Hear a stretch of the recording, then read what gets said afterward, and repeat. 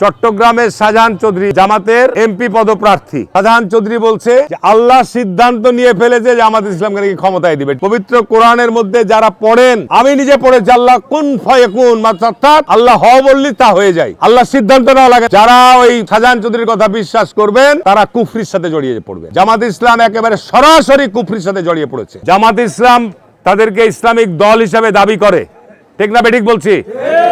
তারা তাদের ইমামরা, তাদের মসজিদের ইমামরা, তাদের ইসলামী বক্তারা বিভিন্ন জায়গায় তাফসির মাহফিল করে মানুষকে হাত তোলাচ্ছে আর বলছে যে আপনারা দাঁড়িপাল্লায় ভোট দিন, তাহলে আপনারা জান্নাতে যাবেন। নাউজুবিল্লাহ। আজকে যে ইমামটির বক্তব্য আমি শুনছিলাম, সে অত্যন্ত চমৎকারভাবে ব্যাখ্যা দিচ্ছে। চট্টগ্রামের শাহজাহান চৌধুরী জামাতের এমপি পদপ্রার্থী, জামাতের আরেকজন পদপ্রার্থী বিশিষ্ট আইনজীবী সুপ্রিম কোর্টের শিশির মনির, তাদের বক্তব্য নিশ্চয়ই সোশ্যাল মিডিয়াতে আপনারা অনেকেই শুনেছেন,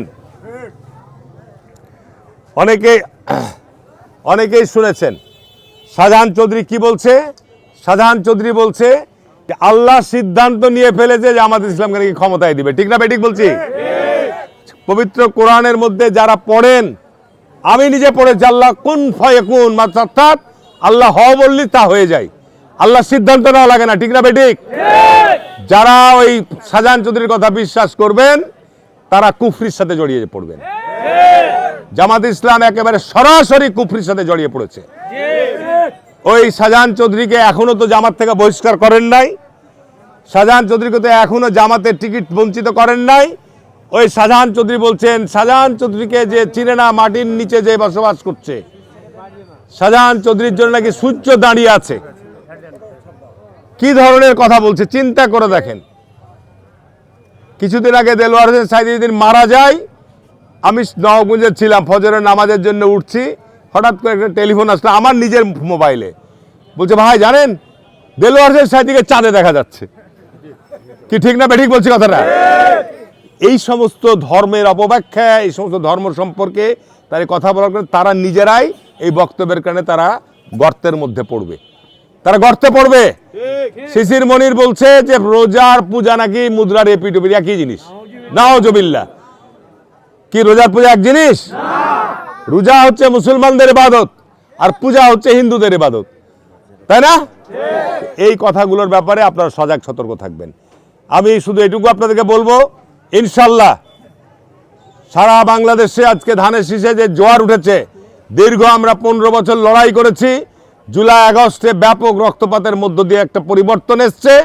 আগামীতে আমরা আবার সুষ্ঠু নিরপেক্ষ নির্বাচন চাই। নির্বাচনকে যারা ভণ্ডুল করতে চায়, নির্বাচনকে যারা বিলম্বিত করতে চায়, তারা গণতন্ত্রের শত্রু। ইনশাল্লাহ আগামী 25 তারিখ বাংলাদেশের দ্বিতীয় কোনো জাতীয় নেতা নাই, বাংলাদেশের কোনো দ্বিতীয় ব্যক্তি নাই যে দীর্ঘ 18 বছর প্রবাসে নির্বাসনে থেকে দেশের মাটিতে ফিরে আসছে। জিয়া রহমানের পুত্র, বেগম খালেদা জিয়ার পুত্র তারেক রহমান। আমরা যাব তারেক রহমানকে স্বাগত জানানোর জন্য নওয়াবগঞ্জে, যারা যতটুকু পারি ইনশাল্লাহ। এবং ইনশাল্লাহ তারেক রহমান ভবিষ্যতে প্রধানমন্ত্রী বাংলাদেশে হবেই, ইনশাল্লাহ হবেই।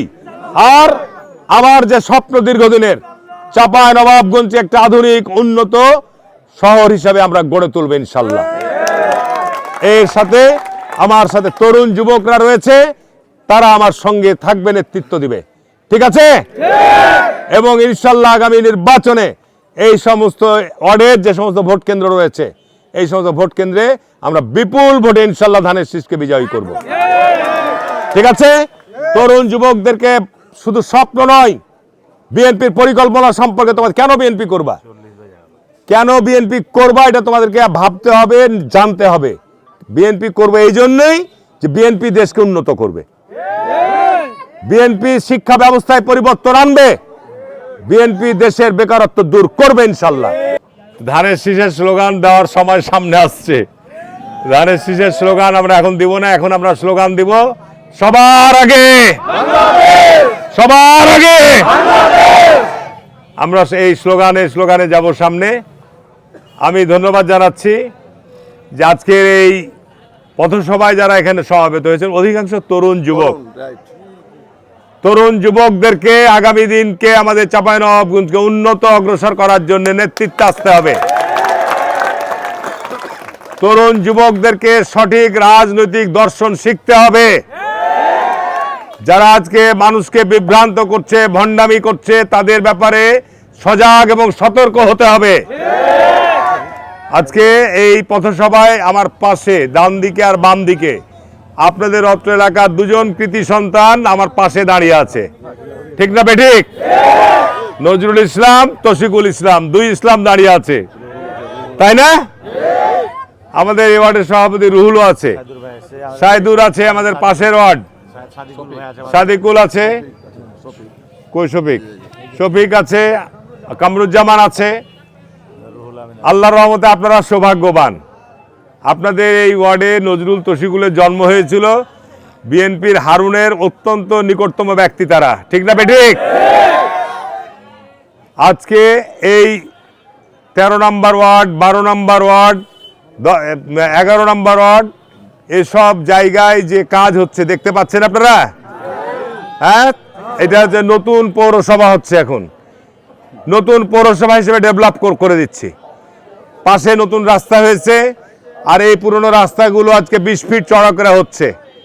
আজকে ওই কি বলার নাম, আংরিয়াপাড়ার মোড় থেকে আর একটা রাস্তা টিকরামপুরের ভিতর দিয়ে একেবারে আমাদের পাইকরতলা চরমনপুরে গিয়ে উঠবে। চকপাড়ার আর একটা রাস্তা হচ্ছে, আর একটা রাস্তা চান্দ্রায়ের মোড় থেকে আমাদের একদম নদীর ধার পর্যন্ত সে একটা নতুন রাস্তা হচ্ছে, ড্রেন এবং রাস্তা সহ। এই অটোগুলো একটু রাস্তা যেতে দাও, ড্রেন রাস্তা সহ হচ্ছে। এই এলাকায় প্রায় 50 কোটি টাকার কাজ হচ্ছে, এই শুধু এই কয়টা ওয়ার্ডে। আপনাদের আরো সুসংবাদ, তৌসিকুলের বাড়ির পিছনে যেখানে রাবার ড্যাম হয়েছে, রাবার ড্যামের ওখানে ওরই জায়গা নির্ধারণ করেছি, ওইখানে নতুন ওয়াটার ট্রিটমেন্ট প্ল্যান্ট আমরা নির্মাণ করে এই এলাকায় বিশুদ্ধ পানি আমরা সরবরাহ করব ইনশাল্লাহ। এগুলো হচ্ছে আমাদের লক্ষ্য, আমাদের কর্মসূচি। আমরা তরুণদেরকে বেকার মুক্ত করব, বেকারত্ব থেকে আমরা দেশকে বাঁচাবো। তারেক রহমান ঘোষণা দিয়েছে যে আজকে নতুন তরুণদেরকে, আজকে বিগত 15 বছর আমাদের ছেলেমেয়েরা চাকরি থেকে বঞ্চিত হয়েছে দলীয়করণের কারণে। আমাদের ছেলে মেয়েদেরকে আমরা দেশে এবং বিদেশে চাকরির সুযোগ আমরা তৈরি করে দেবো ইনশাল্লাহ।